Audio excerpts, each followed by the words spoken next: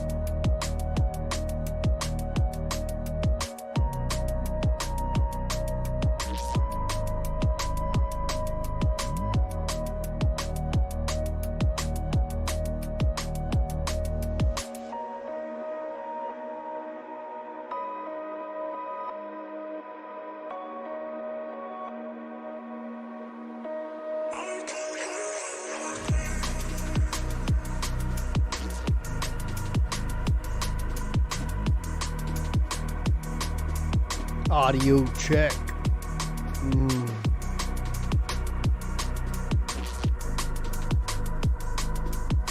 Ain't no thing but a chicken wing.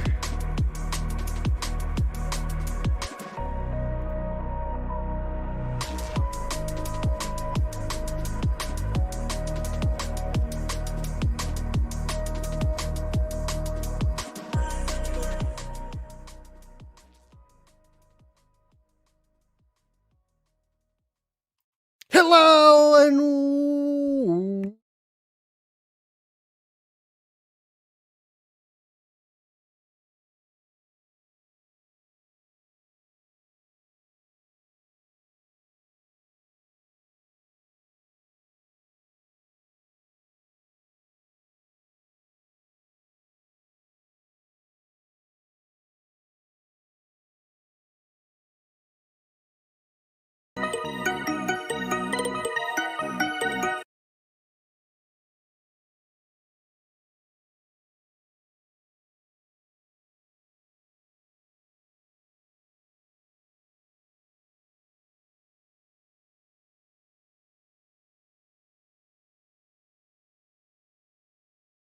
Muted again? All right, here we go. We're starting over.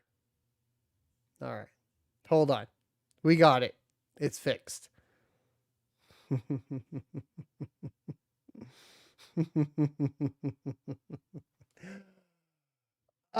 is what happens when you don't do it every day. Hello and welcome everybody to the Crypto Mining Show, your one-stop shop for all cryptocurrency news from the perspective of a cryptocurrency miner. I go by Blind Run on the internet and Matthew in real life, and I apologize for the technical difficulties, which is just, frankly, me not doing my job. So there you go. You get a little rusty when you start doing it part-time. What can I say? It is what it is. That is just how it's going to go. So today we're going to be talking about the Celsius network right after we get done with the rest of these audio bounces that we got going on.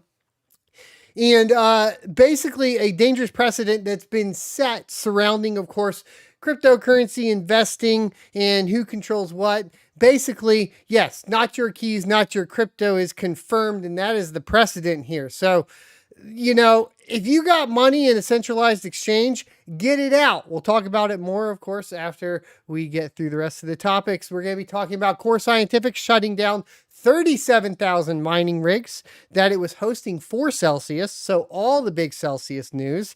And Bitcoin mining in Canada 2022 recap and looking ahead to 2023. Not looking good, of course, especially politically now too, surrounding, of course, not only the economic headwinds, but of course the, big push for green energy, all that sort of stuff that's going on basically in Western culture for the majority of it, right? We're also going to be talking about AMD's 7900 XTX and their thermal issues that they've been having.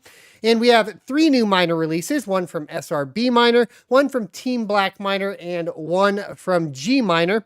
And then we'll be reviewing, of course, the what to mine calculations for, of course, the week, and see if there's anything profitable. Hint, no, not really. And then the ASIC miner profitability, which of course there are a few things that are profitable as long as you're willing to pay an arm and a leg for them, and ROI never, essentially. So let's get into all of that and more right after a word from today's new sponsor. Super excited to bring them on today. And if you guys are looking at trying to get some help with crypto taxes, well, here you go. Today's sponsor is CoinLedger. CoinLedger understands that crypto tax reporting can be difficult and is here to help.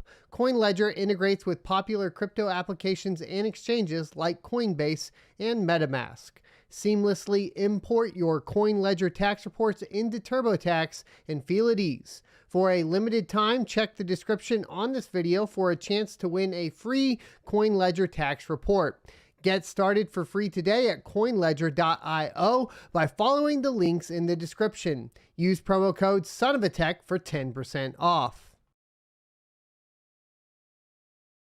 Welcome back, everybody. So please right now, make sure you go down and at least sign up for the giveaway. Help the channel out. They are one of the few sponsors right now that we have. As you guys know, we lost the sponsorship with Crypto.com. Obviously, with the viewership being as low as it is, it's understandable that we've lost a lot of sponsorships. So, help a brother out. Go out there. Go ahead and hit that giveaway sign up at the very least. If you use promo code SONOFATECH, it's 10% off. And a huge shout out and thanks to CoinLedger for taking a chance on us this month and helping the channel out. So let's get into the first topic for today, which is U.S. judge says the Celsius network owns most customer crypto deposits. Yes, you heard that right. This is also coming from Reuters. Pretty crazy precedent here getting set. A U.S. bankruptcy judge ruled on Wednesday that Celsius network owns most of the cryptocurrency that customers deposited into its online platform, meaning most Celsius customers will be last in line for repayment in the crypto lender's bankruptcy. The ruling by U.S. bankruptcy judge Martin Glenn in New York affects approximately 600,000 accounts that held assets valued at $4.2 billion when Celsius filed for bankruptcy in July. The company does not have enough funds to fully repay those deposits, Glenn wrote. The ruling means that most Celsius customers will be lower priority than customers who held non-interest bearing accounts and other secured creditors. It was unclear whether Celsius had significant secured debt.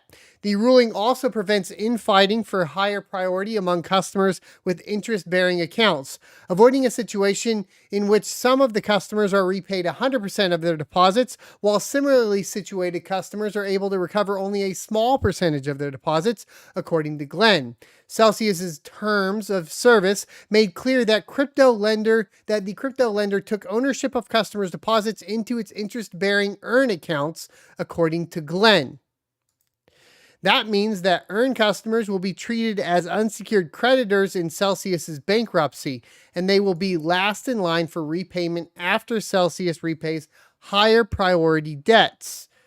It is extremely important that you guys look at these terms of services when you sign up for these kind of CFI programs. I remember we had talked about this before as it pertained to BlockFi, right? Which is one of the reasons we were like gun shy around BlockFi, was because it had similar stuff in their terms of service. And Celsius, obviously, no shock here. I didn't do much research on Celsius. I didn't pay attention to it when it was a thing. But unfortunately, it appears to have the same thing. And if it is in that terms of service, it looks like, they're going to rule in favor of these companies. It's super disappointing, but it is at the same time completely expected. And it's a lot. It's not even, what's crazy is it's not even just not your keys, not your crypto. It's like clearly stated that if you give them your money, you're giving them your money, right? So it's like, it's extra dumb to have missed, out on these terms of services and these types of things. And definitely one of the things that's going to be needed to pay attention to in anything that's centralized moving forward, right? To a very close extent, right? We're going to have to make sure that especially like content creators and such are paying attention to these types of things. I mean, really to the point to where, as a content creator, I don't really want to even take on a lot of crypto sponsors. We took on a crypto sponsor for tax filing, but at least that's all US dollar payment. And then as far as it's a tool to go through your exchange information and your wallet information and pull the data.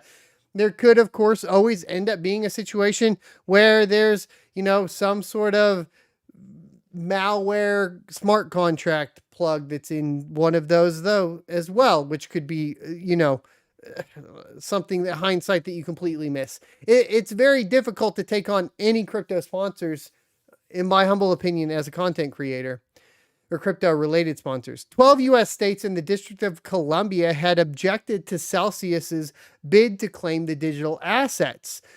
They argued, among other things, that it was unclear if customers understood the terms of service and that Celsius was under investigation in several states for violating regulations, which could arguably prevent the company from relying on terms of use. The ruling does not mean that earned customers will get nothing in the bankruptcy case, and it does not stop further challenges to Celsius's ownership of the crypto deposits, Glenn wrote. Now, obviously, this is going to definitely continue to be fought against. I think you'll see them take it further and try to reverse this ruling, because it's pretty ridiculous in the first place, in my humble opinion. And I think it will get taken further, but into the court system, but we'll have to see.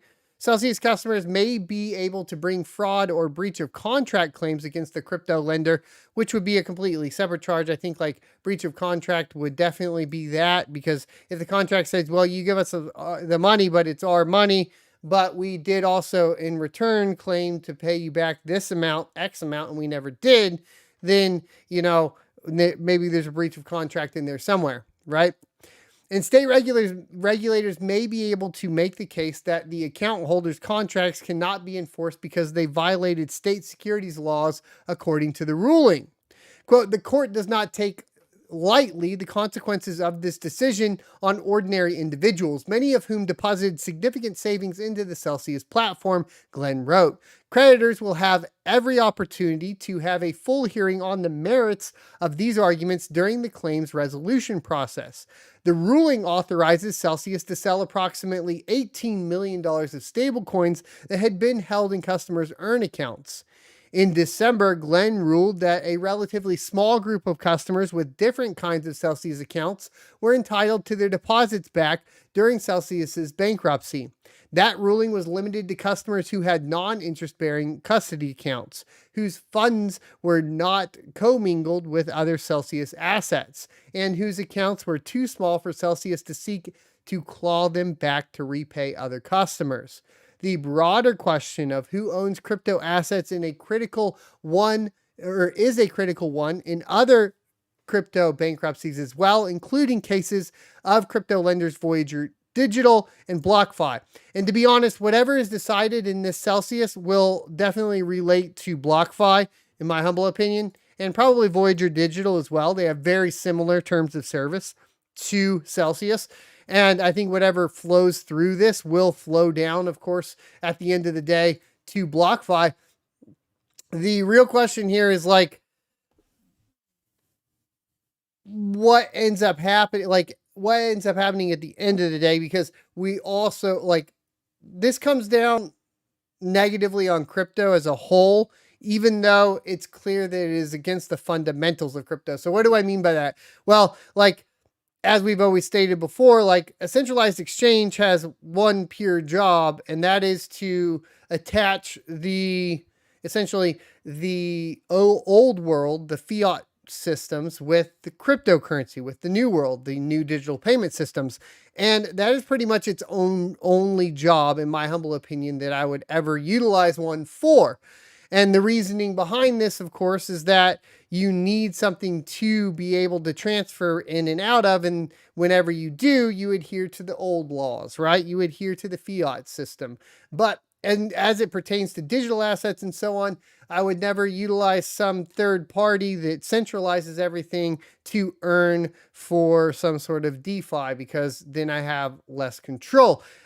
And how this plays out, though, will inevitably be an attack on crypto as a whole, unfortunately, and there will be regulations surrounding it that probably hurt the ability for cryptocurrency to be essentially exchanged for fiat currency at the end of the day, and it'll probably be a huge attack on stablecoins as well.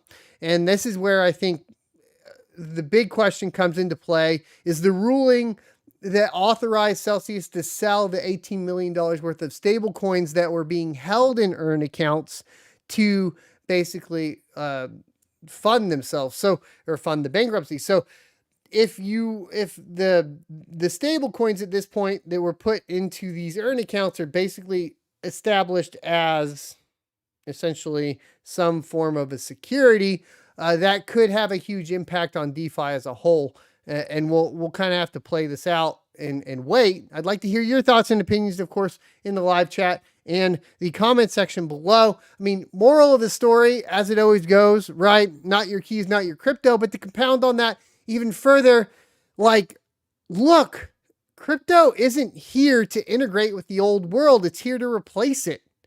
And the entire idea that everybody wants to avoid responsibility of holding their own crypto and basically just give that responsibility to a third party so they can hold somebody accountable for it is the exact reason everything else is so jacked up in the first place in the old world. Okay? So take some damn responsibility for yourself. Store your crypto. If you don't know how to do it, go learn how to do it. If you don't want to do it and that's not your thing, then get out. Get out. Nobody wants some sort of like system that's still integrated with fiat. That's not the point of why we're in here. This isn't why Bitcoin was founded. This isn't the reason was to get out of the system that was destroying people's livelihoods. And look what happens. Everybody goes into a centralized system like Celsius. They get screwed over and then they go, oh, why did I get screwed over? Because it was centralized. It went against the fundamentals of crypto. It went against everything it stood for. And of course it will fail when it does that. End of story.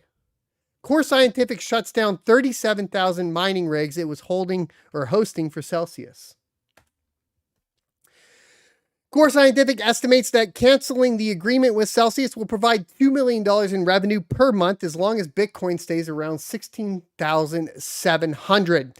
Bankruptcy crypto lender Celsius Network has agreed to let Bitcoin miner Core Scientific shut off more than 37,000 mining rigs it had been hosting for Celsius during the miner's bankruptcy proceedings. Core Scientific filed a revised proposed order on January 3rd that incorporated, quote, revisions acceptable to Celsius, end quote, stating that all Celsius rigs will be powered down effectively January 3rd, 2023, and will not be restarted during the transition period. On October 19th, Core Scientific accused Celsius of failing to pay its power bills, later citing the non-payment as a major factor in the liquidity issues that led to the Bitcoin miner filing for Chapter 11 bankruptcy on December 21st. On December 28th, Core Scientific filed a motion seeking approval to reject Celsius contracts, claiming the firm's failure to pay its power bills constitute a material breach of contract. According to the court filings, the termination of the agreement would apparently allow Core Scientific to generate a revenue of $2 million per month from the space currently occupied by Celsius mining rigs. The hosting deal's terms allow Core Scientific to pass on some of the power costs to Celsius, and those costs have considerably increased since Russia's invasion of Ukraine. Yeah, I guess, but you know what also it has to do? It has to do with the fact that we're sending a bunch of money over to Ukraine from the US while neglecting our own energy production stateside. It's shameful at this point, and you're destroying businesses all across the nation over this and destroying the livelihoods of the entire middle class. And it's just not acceptable anymore. It's so frustrating. They want to always, our government wants to blame, and everything in mainstream media wants to blame Russia and Ukraine for everything. Meanwhile, we're sending money we don't have over there. According to the rejection motion covering the increased power fees cost Core Scientific almost $7.8 million as of December 28th. And the miner noted it, quote, cannot afford to continue shouldering the burden of Celsius's unpaid power costs. The cost of production has increased for miners while the price of Bitcoin has decreased, which has eaten into miners' bottom line and contributed to the hash price, the revenue Bitcoin miners can earn per unit of hash rate, falling over 75% over 2022. And they're not wrong. I was at probably 60%, right? Before we were like, shut it down, boys, shut it down. We had energy costs increase 300% over the past 3 months. It's September in my particular area. And the power companies not basically adhering to their own power agreements, their own PPAs, and essentially utilizing, basically very sneaky terms to inflate the cost of the power bill while not giving you a stated rate, because if they changed the rate, they would break their power purchasing agreement. So instead of changing the rate, they just added fees on that were unpredictable. And when you asked them what those fees were, they would point you to the fees and you would say, well, it says 6.5 cents here all in, and you're charging me 14.5 cents. So where's the extra money coming from? Well, of course, Russia and Ukraine, it's their fault, guys. It's their fault. Don't worry about it. And we can't tell you how much it's going to cost. And yes, you're going to have to shut down your business and file for bankruptcy. Sorry about that. That's just how it's going to roll. It is what it is. We're just it is what it is. Miners' lack of profitability combined with the costs associated with expansion efforts caused many Bitcoin miners to struggle toward the ends of 2022, and share prices plummeted as a result. Core Scientific has seen their share price fall by 99.15% over the course of the year, while Iris Energy and Riot Blockchain saw falls of 91.79% and 85% respectively. Now, going back to this isn't the entire reason for the failure of Core Scientific, of course, and Celsius, because we have to talk about the elephant in the room, which were these large unsecured, basically hardware-backed loans. And anybody that knows the mining industry that's been in it for any cycles whatsoever knows that the price of hardware significantly decreases throughout the cycle, right? This isn't anything new. You could be completely outside of a recession at this point and still have Bitcoin miners, due to the halving cycle of Bitcoin, be in trouble because they took out loans to purchase miners when they were 300% more than they are currently worth, if not even like more than that now, because I think some of these S19s were going for close to 21,000, and some of them, you know, used market are starting to drop below that $2,500 mark, meaning like it's just like it's completely obvious that this is going to happen, and overextending and getting greedy within, you know, without respecting the halving cycle, you know, puts you in this position. So to a certain extent, yes, I do agree that, of course, you know, we have energy prices that are absolutely destroying everything, and the amount of cash flow that you can get off of a mining farm is extremely low due to the price of energy. Yes, I understand that. But even outside of that, the numbers still wouldn't add up for a majority of these machine-backed loans. What that means is that you should be in a position at any time to be, once again, getting yourself into a cash position for the second half of the cycle, so that you can purchase equipment at extremely low prices and then sit on that equipment, of course, until you get to the next bull run, which is the next halving, about 6 months to a year after that, and then mine. That would be the strategy I would implement. And it's actually quite surprising that anybody would have thought it was a good idea to take hardware-backed loans in this industry. Period. But let's take a look at Bitcoin mining in Canada and see what's going on there. I did also want to give a shout out, guys. We have the famous hobbyist miner in the chat. So make sure you guys get subbed up to the hobbyist miner, guys. And thanks for stopping by, dude. Good to see you in here. Bitcoin mining in Canada 2022 recap and looking ahead to 2023. Maybe you guys need to probably get this information from Mr. Red Panda Mining, a Canadian miner. Canada. 2021 was a record for Bitcoin mining in Canada.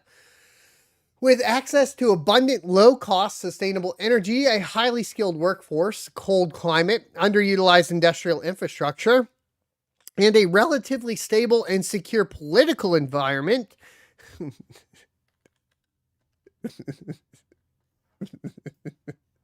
was it? That was a super stable trucker movement. Caused no issues, guys. None. It's perfectly politically stable up there in Canada. Don't worry about it.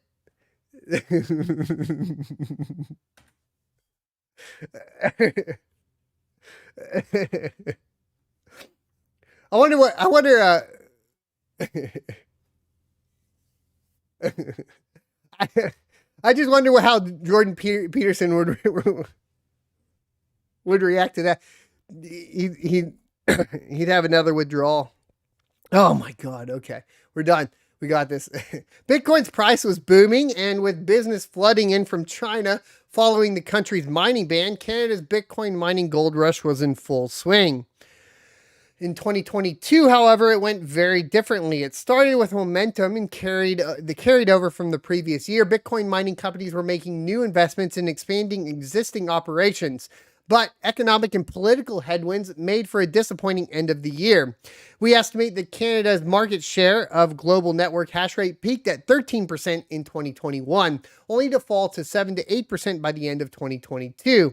In Canada and around the world, unprecedented economic and fiscal intervention, as well as significant monetary policy errors, led to 40-year highs in consumer price inflation.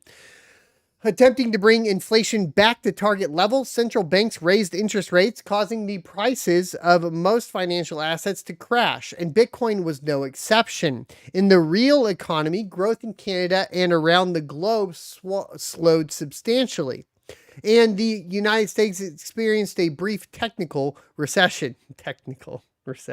Remember, because they changed the definition of a recession in Wikipedia and locked the page. So it's like, and they changed it in Webster's Dictionary. So it's not a recession unless they say it's a recession by definition. But technically, by the old terms of recession, it was a recession. But it's not a recession because they changed the definition and they said that it's not a recession. Okay? Just to clear that, in case you were confused about what the government was telling you, just wanted to clear that up for you, okay? Are we on the same page? Not in a recession because they told us we're not in a recession, okay? All right? All right. Got it. In the digital asset space specifically, rising borrowing costs and falling asset prices triggered a wave of defaults and bankruptcies, the most spectacular of which was FTX. The price of Bitcoin fell 65%. To the further detriment of miner revenue, network difficulty rose almost 46%, primarily due to ASIC and infrastructure investments made under better economic conditions months prior. Hash price, what miners are paid for hash rate, the digital commodity they produce, was down almost 76% as a result. On the cost side, miner margins were further squeezed by rising energy costs in Canada and around the world. On the political side, and in the aftermath of the Canadian trucker protests, okay, so they're saying in 2021 that everything was good. So they are going to talk about the trucker protests because obviously, if we're talking about Bitcoin and we're talking about the ability for the working man to make a statement and still be able to participate financially within the economy, regardless of whether or not you agree or disagree with their position politically, the Canadian trucker protest was probably the single most important thing in North America that has happened in relation to cryptocurrency in the past couple of years, right? Or this cycle for sure. We always talk about, Argentina. We always talk about Venezuela and Digibyte, Argentina and stable coins, and empowering the people, to fight back against the financial oppression of their government. But when we get into Western culture, that hadn't really happened yet until the Canadian trucker protest. Once again, whether or not you agree with them is kind of irrelevant when we're talking about what the purpose of Bitcoin is, which is to basically protect the individual from financial oppression by the government or banks, which in theory it did in this particular case. So if you're looking for a reason to support Bitcoin or one that was fundamentally sound within, of course, the principles of Bitcoin and the reason it was founded and created and what the whole mantra behind it is, then, you would probably say this would be a supporting factor within that, right? Governments across the country brought in harmful legislative proposals and new regulations which made life even more difficult for Canadian Bitcoin miners, pushing many to look elsewhere to expand their operations. In February, without advance notice to industry, the Department of Finance proposed an amendment to the Excise Tax Act, which would declare digital asset mining not a commercial activity in Canada. The Department of Finance proposed this despite the fact the industry employs thousands of Canadians all across the country, brings in billions of dollars in investment to rural and remote communities, and contributes tens of millions of dollars in tax revenue to support public services at all levels of government. If the proposal passes, companies engaged in digital asset mining would no longer be eligible to receive input tax credits for the value-added taxes paid on mining inputs. This unprecedented proposal would create a hidden tax that increases the cost of Bitcoin mining by 5 to 15%, making Canada a significantly less competitive jurisdiction. In response, Canadian miners formed their Fair Tax Treatment for Responsible Digital Asset Mining Coalition. They have so far been successful in pausing the proposed changes and have been imploring officials to consult with industry to learn more about digital asset mining, how it works, and how fair taxation and regulation can foster a healthy Canadian digital mining industry. Unfortunately, even while paused, the proposed tax change looms over all potential new investments in the country. But policy challenges were by no means exclusive to the federal government. In March, Ontario Energy proposed excluding cryptocurrency miners from participating in the Industrial Conservation Initiative. ICI is an electricity conservation program that allows participants to reduce their global adjustment costs based on their ability to reduce demand during 5 top peak demand hours. In Quebec, Newfoundland, Manitoba, and British Columbia, governments removed electricity allocations for new mining operations, citing energy use concerns. All this despite Bitcoin mining being a uniquely flexible electricity load, which can almost immediately shut down during times of energy scarcity and is economically incentivized to do so, and Canada generating far more electricity per capita than any G20 peer by far, 30% more than the United States and 150% more than G20 average. These misguided moves underscores the headwinds miners are facing from Canadian legislators and regulators. Canada is significantly behind jurisdictions like Texas, which are leveraging large flexible loads like Bitcoin mining to stable their electricity grid and incentivize the build out of new renewable generation capacity. A lack of education and abundance of negative publicity are setting the policy agenda in Canada. We believe the government's misguided approach to Bitcoin mining is the main driver behind the decline in Canada's hash rate market share in 2022. All that said, 2022 wasn't all bad news. Canada's largest public mining company, Hut 8, made new investments in Canada, expanding their Bitcoin mining and other data center operations to Ontario and British Columbia. Irish Energy built a 30-megawatt mining farm on the Columbia Lake Technology Center in Canal Flats, British Columbia, which helped to support dozens of jobs in the area. The company also made an inaugural $500,000 donation to First Nation communities in the Canal Flats region, a donation it's pledged to make annually going forward. For its part, DMG added energy demand for surplus hydropower in British Columbia, a move that lowers costs for taxpayers despite what regulators and politicians claim. Private miners were also innovating. Companies such as Cryptotherm and Upstream Data released new air-cooled and immersion mining systems. Energy companies expanded Bitcoin mining operations to capture otherwise flared or vented gas and to act as a load bank for excess energy. And some miners were experimenting with prototypes for repurposing waste heat. Alberta stepped forward as a welcoming jurisdiction for Bitcoin mining companies in conjunction with the Canadian Blockchain Consortium. The province hosted a roundtable for digital asset miners in September to develop strategies to encourage Bitcoin and other digital asset mining in the province, and in November led the country's first ever blockchain trade mission to the Texas Blockchain Summit.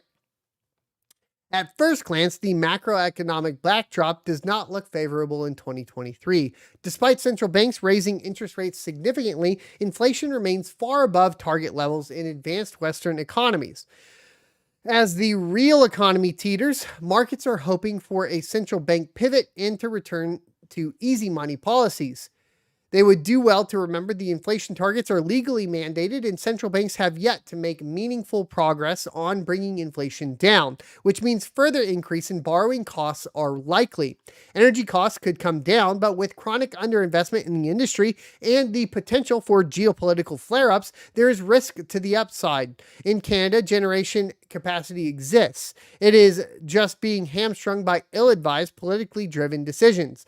For the macroeconomic variables outside of miners' control, it would be appropriate to prepare for the worst and hope for the best in 2023. On the policy side, Canadian miners are facing an uphill battle, but have an opportunity to make meaningful progress in 2023. Canada is naturally positioned to be a leader in digital asset mining and can continue to bring benefits to the country via jobs and economic diversification. If Canadian miners can just prevent policy that explicitly discriminates against digital asset mining, there is long-term upside potential in Canada.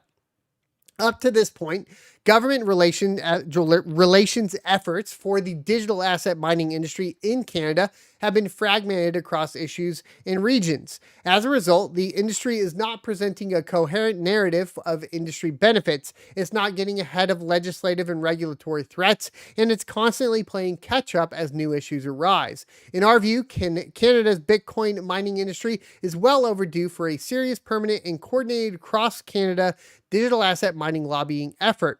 A permanent body signals to government that our industry is not going away, which would help with a resolution on the federal tax issue. Establish a more credible deterrent for harmful policy endeavors in the future, and get ahead of issues on the industry's behalf. The industry needs to better highlight how producers of digital commodities add value to Canadian society. Digital asset miners create jobs, both upstream and downstream from site operators, including hardware manufacturers, infrastructure providers, and software engineers. They bring investment to their local communities, often in rural or remote areas with limited opportunity and underutilized industrial infrastructure. They improve environmental and energy systems efficiency and sustainability by using stranded gas that would otherwise be flared or vented, support electrical grid stability through the demand response, and enable the build out of new renewable generation assets. And perhaps most importantly, they help get stranded Canadian energy to international markets without physical transmission line or pipeline infrastructure, as hash rate is sold over the internet. Canada's success in digital asset mining in 2023 and beyond will be dependent on the industry's ability to change the narrative and educate policymakers on the benefits of welcoming responsible digital asset mining. And of course, this was Ethan Vera, COO of Lexor. They do a lot of stuff like this. Here's the thing. I'm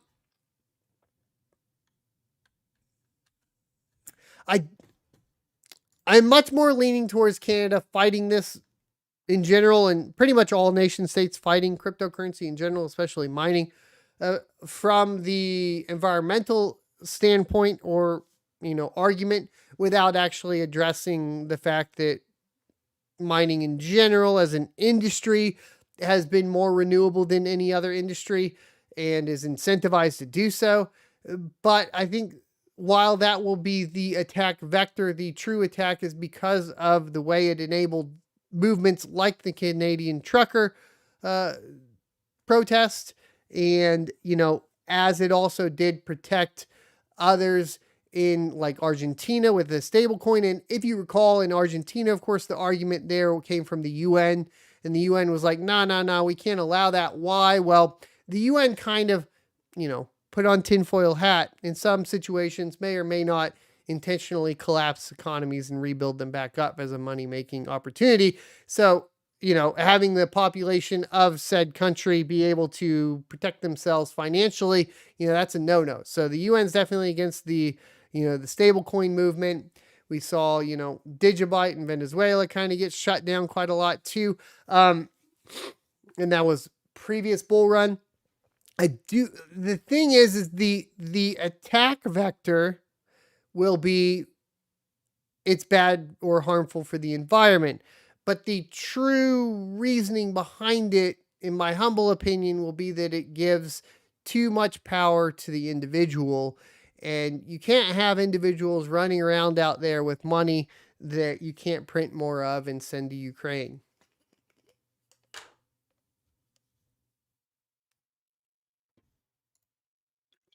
You just can't have it. You can't have that, okay? You need more money for war. You need more money for war, baby. That's it. But, you know, AMD's not doing too good on the money side. And they're definitely it's getting a little heated over at AMD. So they released a statement on the 7900 XTX thermal issues. If you guys weren't aware, there's some unexpected throttling on the 7900 XTX graphics cards. So here is their statement. They say, quote, "We are working to determine the root cause of the unexpected throttling experienced by some while using the 7900 XTX graphics cards made by AMD. Based on our observations to date, we believe the issues relate to the thermal solution used in the AMD reference design." No shit, Sherlock. I'm sorry. Excuse the curse word there, boys, but like, it's not cooling properly? May it be the thermal solution? Might it be? Wow, that is a revelation right there, boys. So, it appears to be present in a limited number of the cards sold. They're committed to solving this issue for impacted cards, and customers experiencing this unexpected throttling should contact AMD support. Here's the short of it, though. Here's the long and short of it. Here's the final word from the consumer perspective. I'm just going to tell you guys this right now. The thing is the reason why they'll state right now that it is limited to only a certain number of cards, or in a limited number of cards sold, is like, we've seen this happen before, okay? It more than likely is every card sold. They're fixing cards right now, probably, before they sell them again. And if you have a 7900 XTX, it more than likely that is referenced. It more than likely has this issue. You don't just have the thermal solution all of a sudden be solved, or be not solved, but be random, right? Like, more than likely it was a design mistake, you know, like we saw on the MSI 5700 XTs back in the day, where essentially, you know, the cooler, the heatsink didn't actually cover all of the memory modules all the way.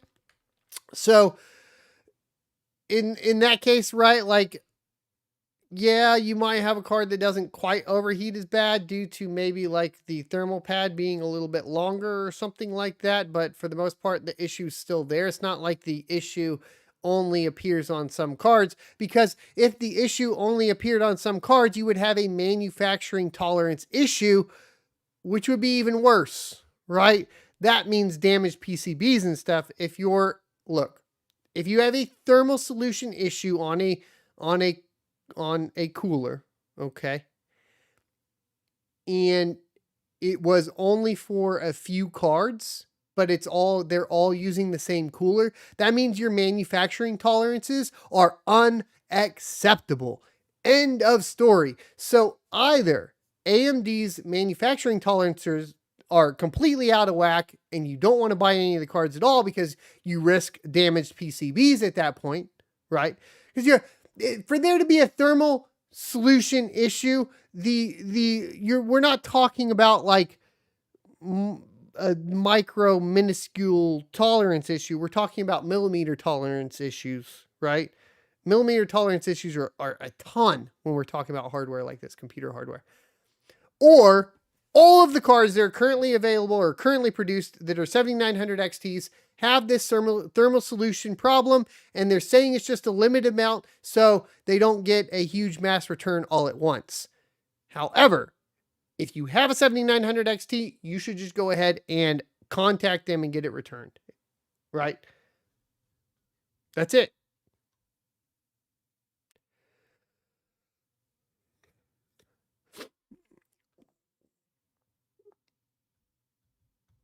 Boom, boom. All right, let's talk about Miner. Patrick says, buy only a few cards. They mean they only sold a few. Well, we do know that both graphics card companies, AMD and NVIDIA, are not selling that many GPUs right now. But yeah, if you have a reference design 7900 XTX GPU, I would return it. Make them prove that nothing's wrong with it, at least, right? So, miner releases. 4 days ago, we had the new SRB miner version 2.0, boys. 2 flat, 2.0. The good old 2.0. They added support for NVIDIA architectures, Pascal, Turing, Ampere, Ada Lovelace. Which is cool. That's a big release.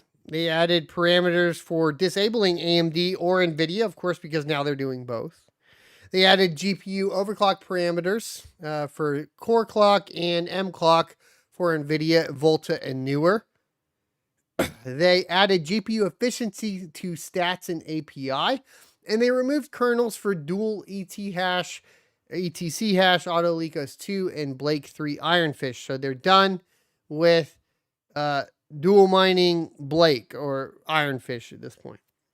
We'll have to see what happens with that later on. So they have their list of all of the supported algorithms for NVIDIA GPUs now. If you want to go check it out, down in the description, we got all that information for you. We had another miner release from Team Black Miner coming out of nowhere after a while, releasing, after almost a month, releasing a new update. There's actually 2 here that we kind of got to go over because they released them back to back. Some issues, I think, with 1.78 probably forced 1.79. So one, Kapow is plus 5% on NVIDIA. I don't know how competitive that is, you know, of course, to other Ravencoin supported miners, but you have to check it out. They added lib to run on AMD only rigs, or I guess added library. I don't know. Option they added was SSL verify none, which is added to disable SSL pool certificate authenticity, and they reduced stale shares on Vertcoin and fixed a bug in the average hash rate.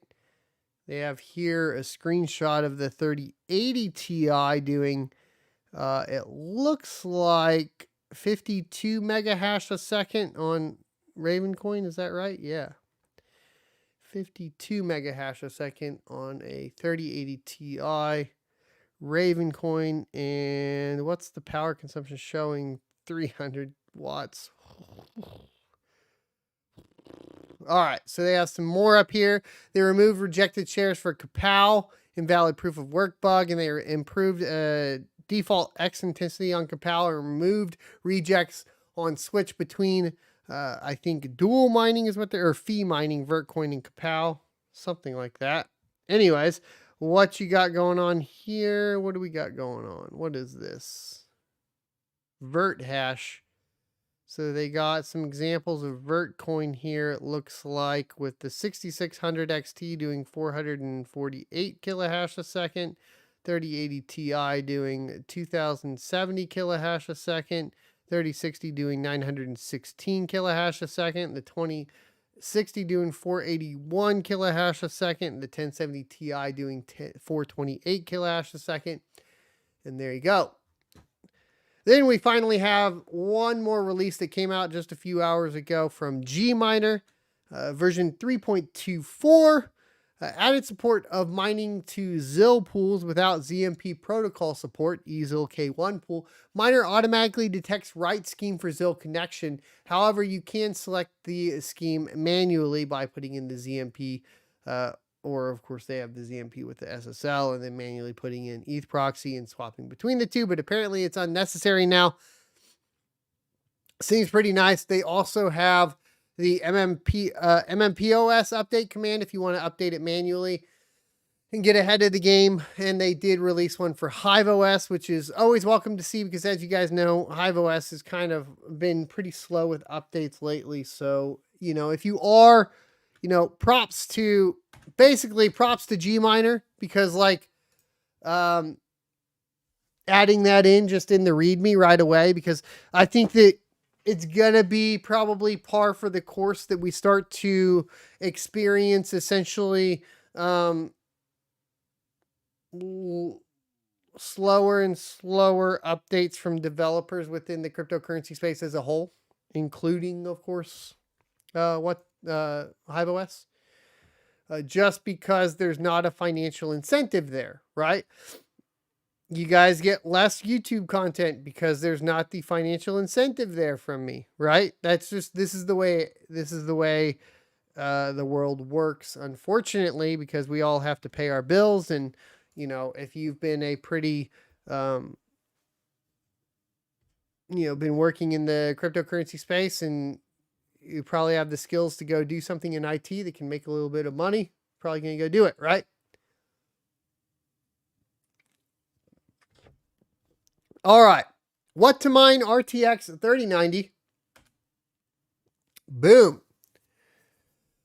What do we got going on? Let's see. So, looks like everything's correct. Still losing the cash on everything at 10 cents a kilowatt hour. Kind of scrolling down to look for Radiant's only losing 5 cents a day. So Radiant's looking pretty good.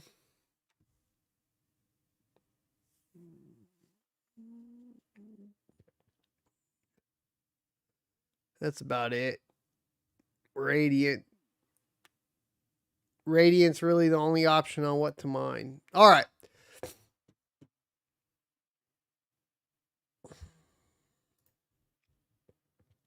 ASIC miner profitability, Antminer KA3 in first place at 38.45 a day.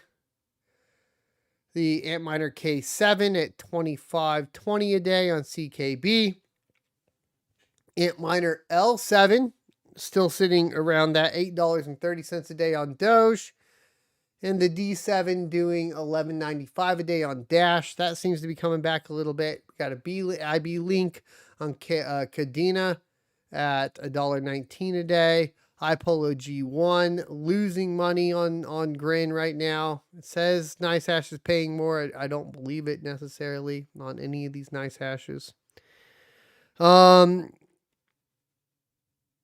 Let's see where we're at with the S19 Pro. Let's see if it's profitable on anything. My mouse is being wonky.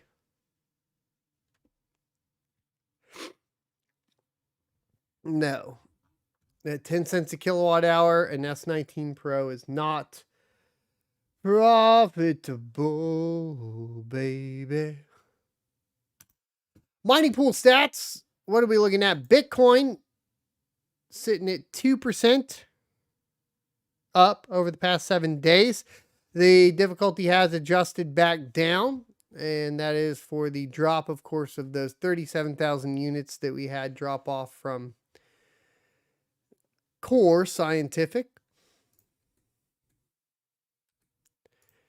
Ethereum Classic is up 30% over the past 7 days. Nice little pump coming in, sitting at 126 terahash a second. Ethereum Proof of Work up 8% over the past 7 days, sitting at 20 terahash a second. And Ethereum Fair down 18% over the past 7 days and sitting at 2.78 terahash a second. Got to look at all the big boys, of course, that we like to look at. Flux is up 7%. Pretty much everything's up around the same amount. The highest pump up we've seen so far is Ethereum Classic, it looks like. Sitting at 6 mega solutions a second. Let's take a look at the good old Ergo, which is down 3% over the past 7 days and sitting at 29 terahash a second. We got Kaspa right below it, down 6.8% over the past 7 days and sitting at 368 terahash a second on the entire network. Take a look at Radiant, which is down 9.5% over the past 7 days and is looking like 41 terahash a second. It dropped a lot of hash rate over the past week. Might be something to look at as that difficulty is dipping down quite quickly. And, you know, at the same time, it's looking pretty close to profitable. So it might be a good one to take a look at with that dump. Who knows? Other than that, of course, if we're looking at anything interesting, it looks to be Ethereum Classic right now. We'll have to keep an eye out on that.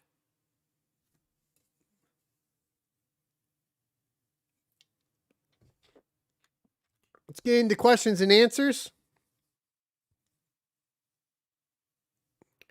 Then we're going to be moving over to locals. So I'll get that link. That should be linked up for you guys already.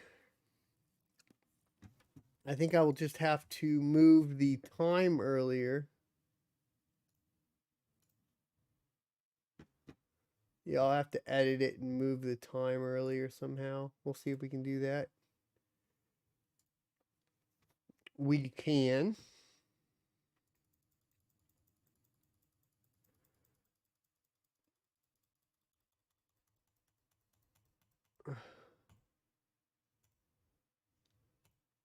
All right.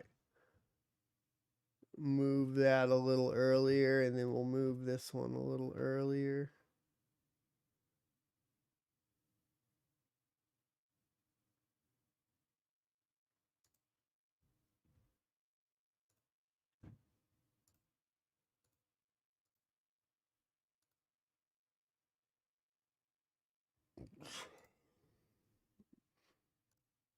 There we go.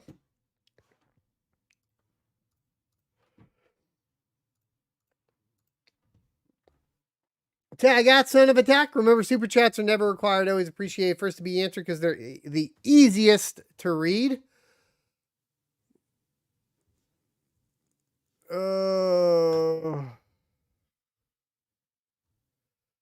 Let's see. Gandalf says, at Son of Attack, say it so we're not in a recession. I wonder what we could be in. We're not in a recession.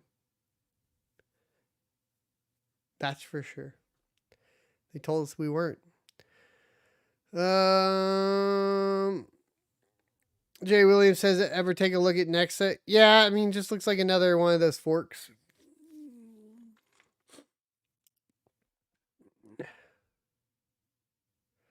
We got Mind Something in the chat. Make sure you guys go sub to his YouTube channel.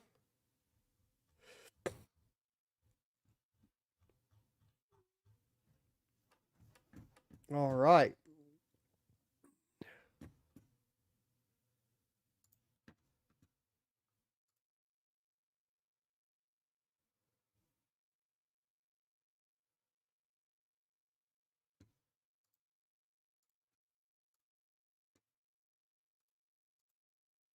Glad they fixed this over here.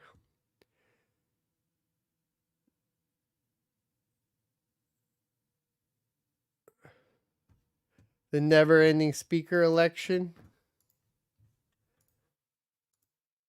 You're not joking there.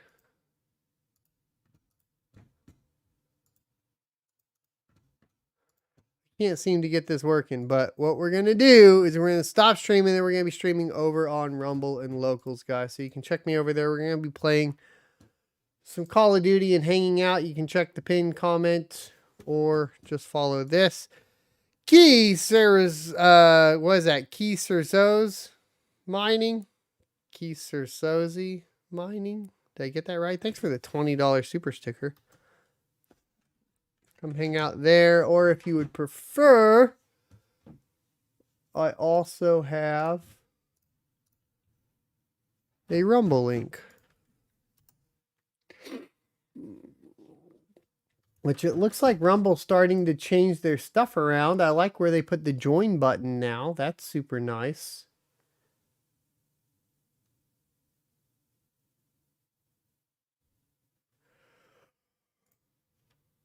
They're definitely improving some stuff. Still no pop out for live chat, though. I don't know why. But I'll see you guys over there. AMPM says, in your area, would love to pay you to clean your GPUs. No, I'm not going to clean any GPUs. Sorry. I'm working full time right now, dude. And doing a side job. And doing this still. Ain't got no time. But thanks for the offer. Hey, Hawk, make sure you guys go sub to Hawk Mining Crypto. Yeah, we stream 9 p.m. Central Standard Time for the Crypto Mining Show every week on Friday now, Hawk. But we're headed on over to go play some Modern Warfare 2. So if you guys want to go hang out over there,